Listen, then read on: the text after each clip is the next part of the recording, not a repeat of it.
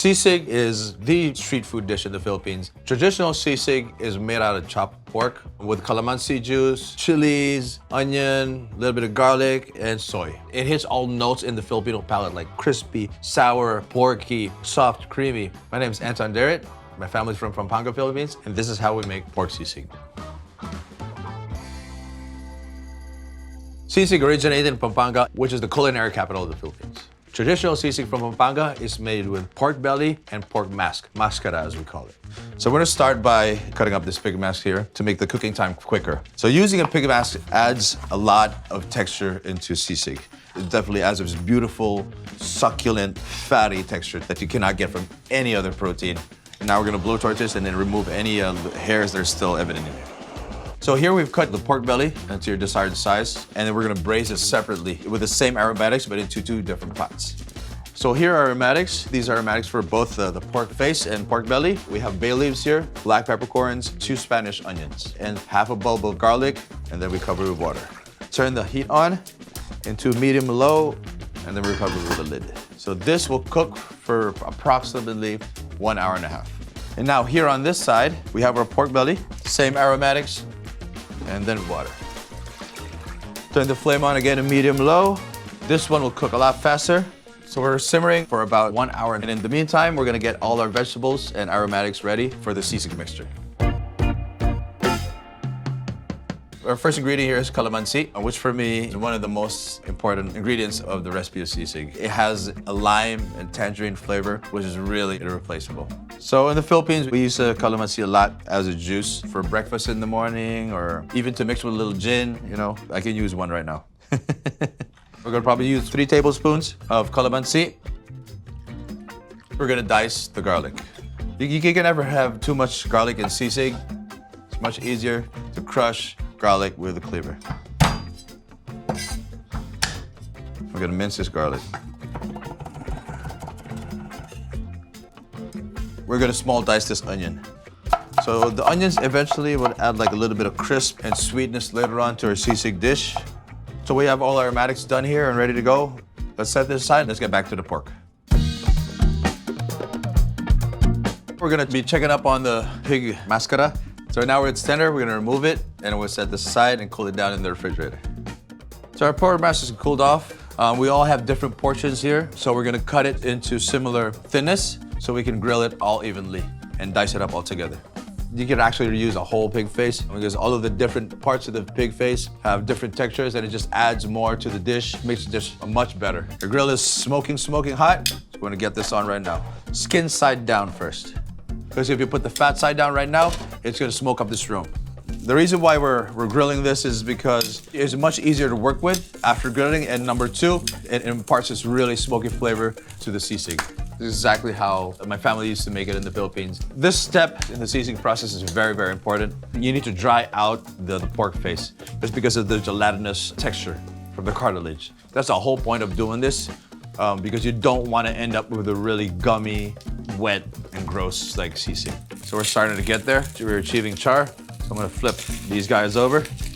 My favorite piece is the cheek and also the snout because they're much fattier. They have like a really, really good texture and flavor in my opinion. So the pig face is all done. Now we're gonna cool this off for about an hour or just until it's cold, and then we'll move on to the pork belly. Pig face is cooled down. Now let's dice it. I'm gonna start up with my favorite part, the cheek. Ooh, oh my God. So good. Hear that crunch? Oh, I already know it's gonna be good. It's a pretty laborious job to make sisig, but I would tell you that all this labor that we're doing right now, it's definitely gonna be worth it. Now let's move on to the pork belly. Our pork belly is done. I'm gonna take them out, set them in a sheet tray here with a rack. We're gonna season it with salt, like a good amount of salt. So when we pop it in the oven, it's gonna dry out the skin and make it crispy. We're gonna pop this into a 350-degree oven for 1 hour and 20 minutes until the pork is dry. The pork belly is out of the oven and cooled off. We're gonna cut off a little piece here because we're gonna make this into little chicharrones on top of our sisig later. Now we're gonna deep fry. You need to make sure that it's pat down dry before you drop it in here because it may explode. So just be very, very careful. Lay it in there gently, as so.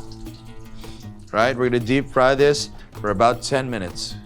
While this is happening, we're gonna cut our leftover pork belly into small pieces for our chicharron later on. I'm gonna set this aside so you can see how beautiful it's getting right now. So we're getting there. Almost 10 minutes are up. That's all ready. Drop that in. Everything that goes out of the fryer, rule of thumb, season with salt. Now we're gonna deep fry our chicharron. Sisig basically has like multiple preparations of pork. There's grilled pig face, deep fried pork belly, pork cracklings, and then you put it all together. Basically, it's like the ultimate pork dish for me. All different textures and flavors put together. Our chicharron's ready, so now we're gonna add some salt to it. Our pork belly is now cooled off. We're gonna take this pork belly, chop it up Morimoto style. So you see that crunch? That's what you want. Yeah.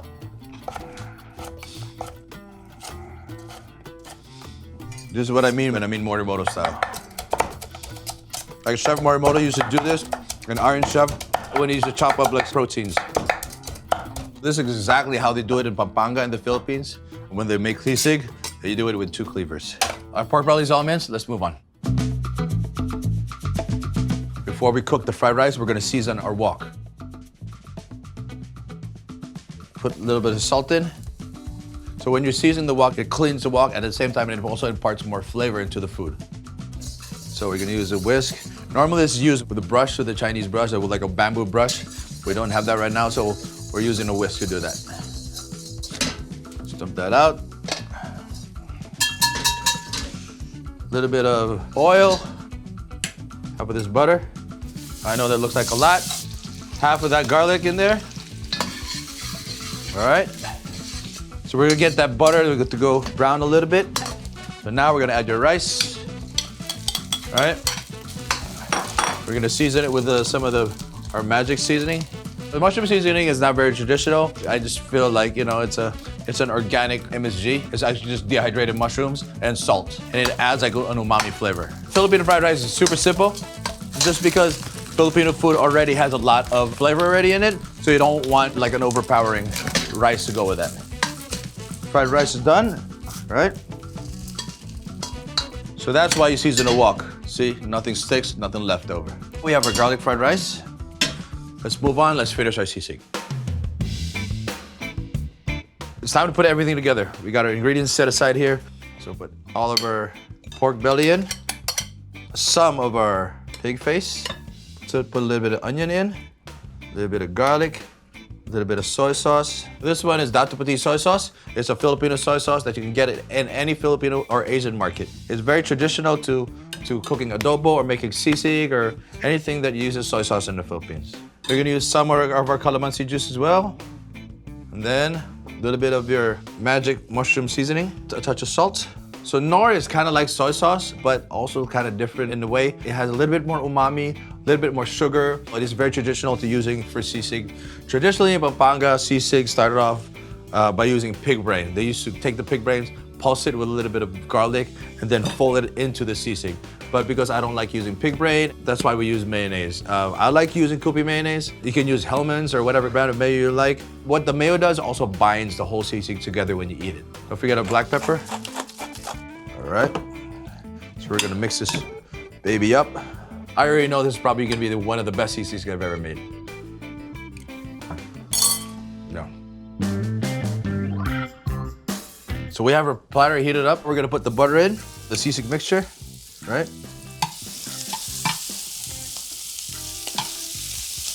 Right? Crack the egg in. You can have sisig without an egg, but growing up, this is how it's taught.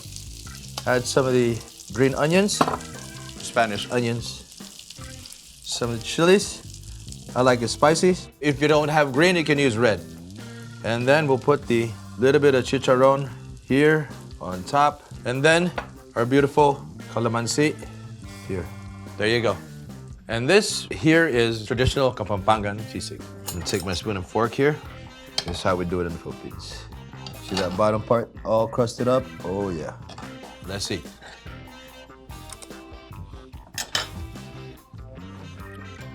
goddamn good. Oh yeah. This is the best sisig I've ever had. The meatiness, the fattiness from the pig face, the sourness from the calamansi, the soy sauce, everything just comes together with the garlic fried rice. It's another level. Just reminds me of my childhood, basically. If you've never had sisig before, I think you should try it because it's probably one of the most complex dishes in the Philippines. It's basically the history of the Philippines in a plate.